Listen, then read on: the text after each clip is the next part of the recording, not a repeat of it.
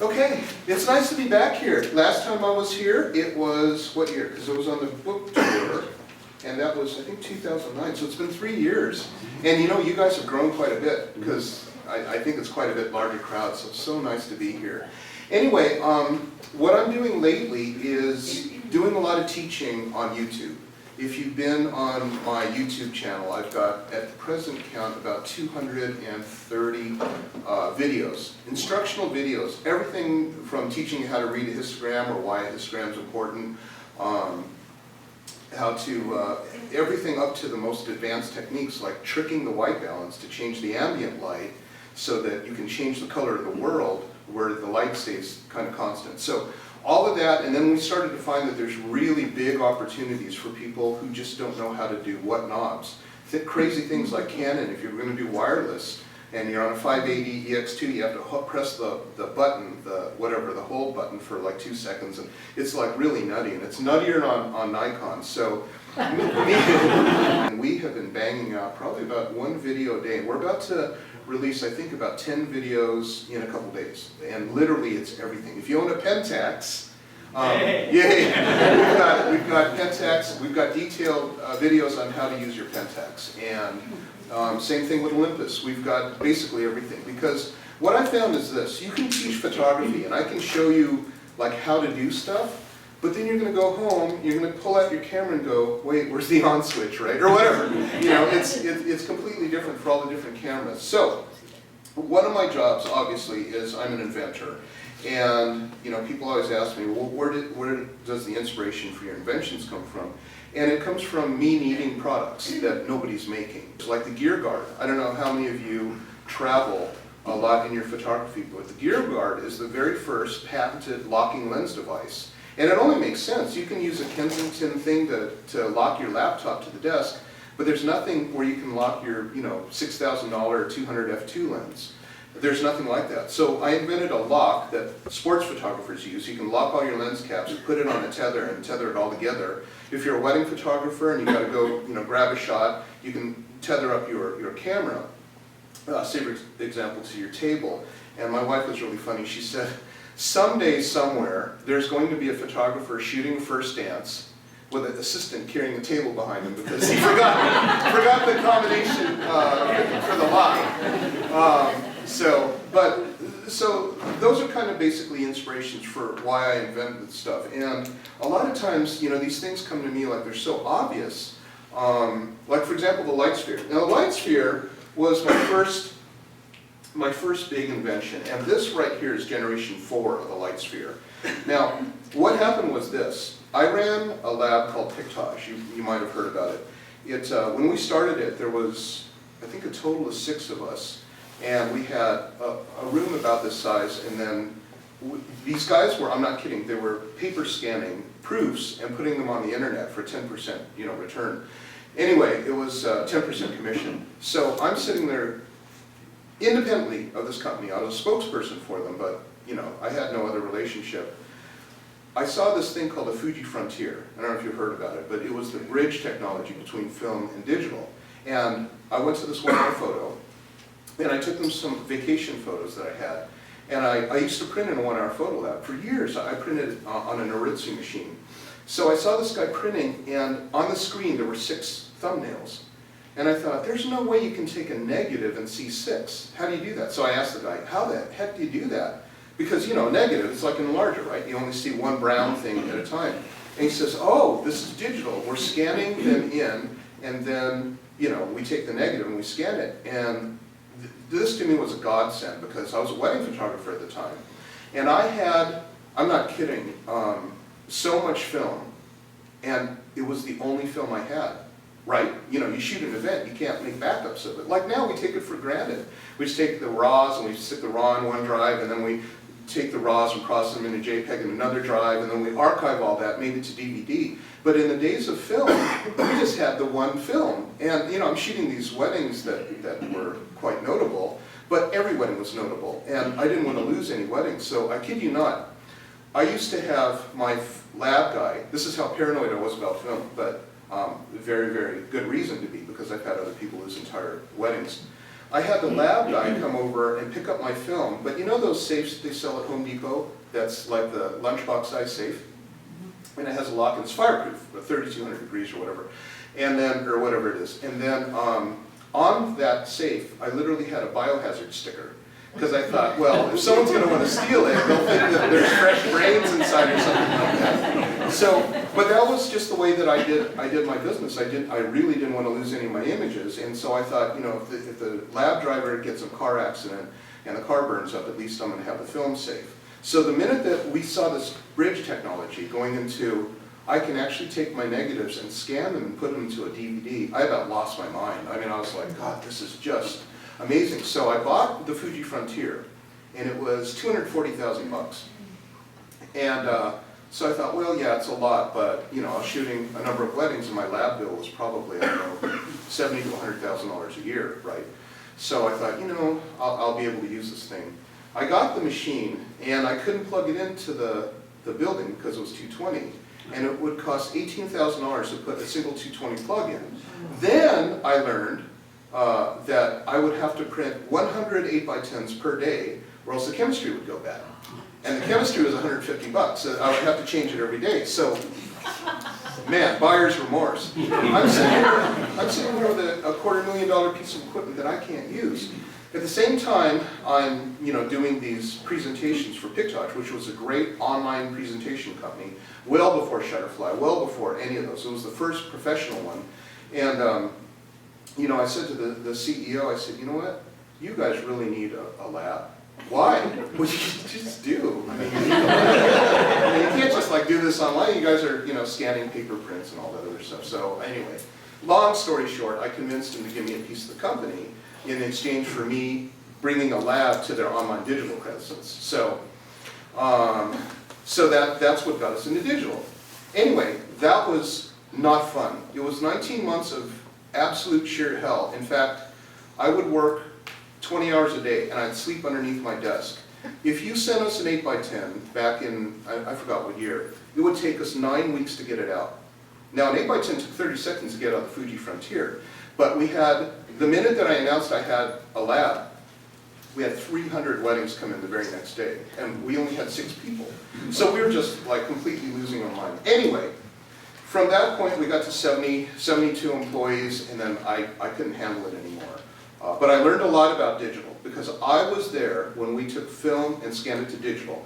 I was there when Kodak made the very first DCS, I think it was called a 230. Okay, this is a $26,000 camera that didn't have an LED on the back.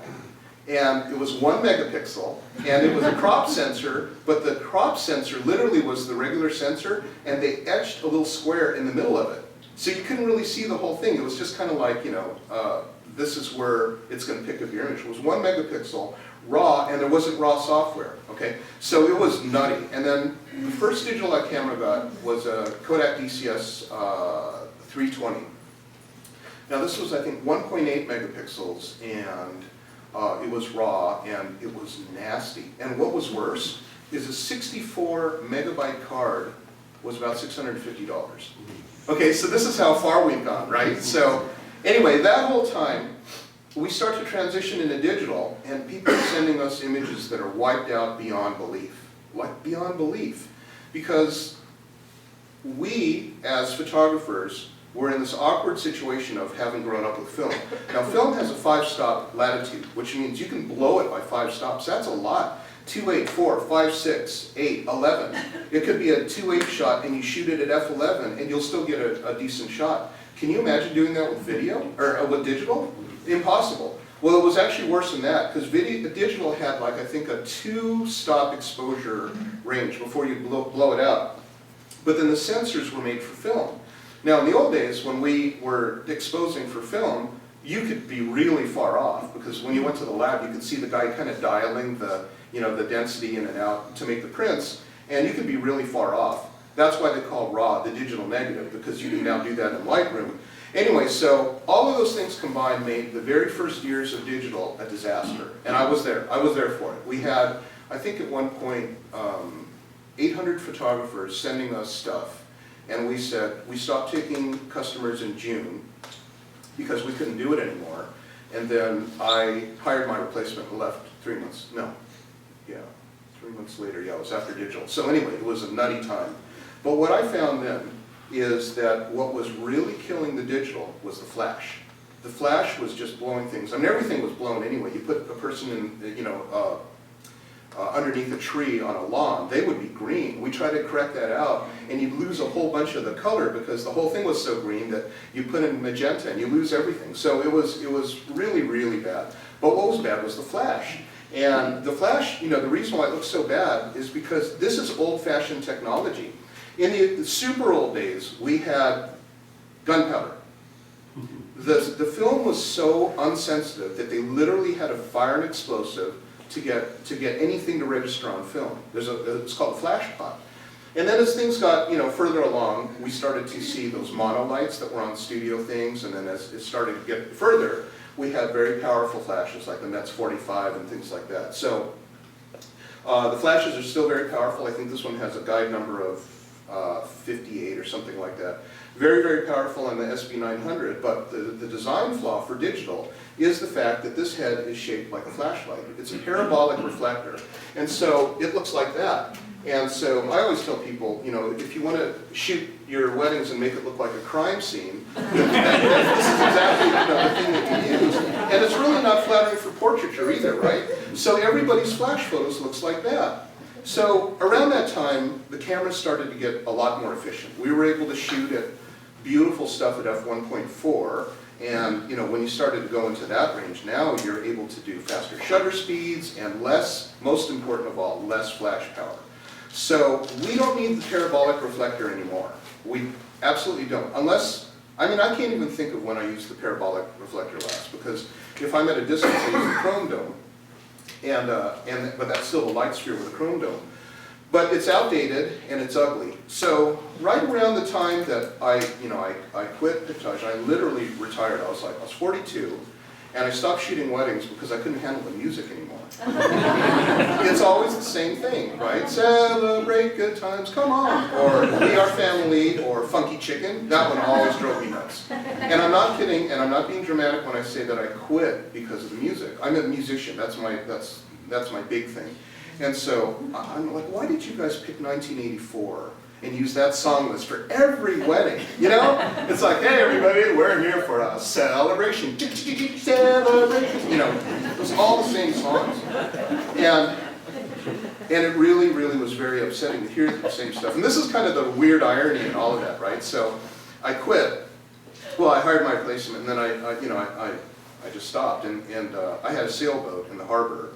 And I would sleep on it because it was so peaceful. Well, guess what goes around every Friday and Saturday night is the party boat. And I'm trying to like get away from this, and all I hear is the same songs over and over. So it's really just kind of an awful thing. But anyway, once I retired, because I couldn't work anymore, and it was really nice because I forgot what year it was, but we sold pictage for $35 million, and I had a little piece of it. And so, but this was after I retired.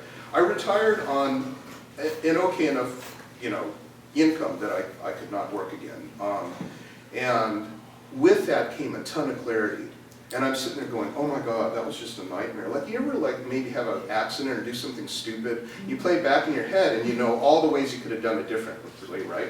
Well, at the time I was a pretty well-known photographer, and I was also a lab guy, so it was really different. I'm a photographer and a lab owner at the same time. I basically went to this hotel, and I was sitting there and I was looking at this lampshade like I'd never seen it before. I don't think I was on ecstasy or anything, but anyway, I wasn't on anything, but I was looking at it like I'd never seen it before, and all of a sudden it dawned on me, this is what we need for flash photography. So the Lightsphere is basically, it's a dome. If you look at it, it is a lampshade, right? And that's what I thought would be cool. We send a lot of light up to the ceiling, which is, you know, what we want. We want to have the bounce to separate on my black shirt. We want to have some separation. But because the sensors are so much more efficient now, this is a lot of light. It's a ton of light. Anyway, so once I came up with that idea, I was like, wow, you know, I really want to make this. So I was, you know, it was just kind of bouncing around in my head. Like, we all have good ideas when we bounce around, but nothing really happens from most of them. I'm sitting on a Horizon Air flight between Seattle and here, and you guys have probably seen this ad if you fly back and forth on Horizon. It says, we make plastic parts out of your designs. And I'm thinking, you know, you've got Tulalip Casino, you've got Hertz Rent-A-Car, and you've got a plastics manufacturing company in the middle of nowhere, right? And I was like, this is the worst marketing I've ever seen. I've got to do something with this guy. I've got to, like, I don't know why, but it was just like, I've got to be his first customer ever. So that was around the time that I thought, you know, make a lampshade. So I did the first drawing, and I thought, we want a lampshade. And the very first one had the dome, like it does now, like that, up, right? So, you know, we did the drawing, and it came out, and when I looked at it, it was a penis. Like it literally, I was like going, oh my God, I'm actually going to have people shooting with a penis on their, you know, and then, you know, I literally called the guy and said, can you make it flesh colored? We have a hole on the top, maybe a vein running down. And that's why they call it the Fong Dong today. You'll hear about it. It wasn't me saying that, it's just that people came up with a name for it.